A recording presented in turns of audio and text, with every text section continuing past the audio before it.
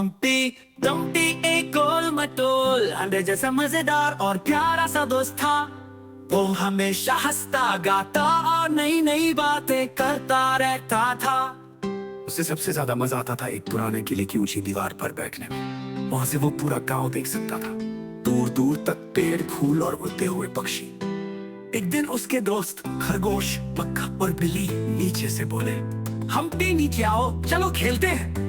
Humpty ने मुस्कुराते हुए कहा, अरे नहीं, मुझे ऊपर से सब कुछ बहुत अच्छा दिखता है। तभी अचानक तेज हवा चली और हम्टी का संतुलन बिगड़ गया। तब वो दीवार से नीचे गिर गया और टूट गया। सभी दोस्त दौड़ते हुए आए, किले के सिपाही पहुंच गए। उन्होंने कोशिश की कि हम्टी को जोड़ दे, लेकिन वो पहले जैसा नहीं बन पाया। हम्टी बहुत उदास हो गया, लेकिन उसके दोस्त उसके पास बैठे और बोले, तू जैसा भी है हमारे लिए तू सबसे प्यारा है। खरगोश ने उसके लिए एक मुलायम कुशन बनाया। बतख ने उसे पानी में तैरना सिखाया और बिल्ली हर रात उसे प्यारी कहानियां सुनाने लगी।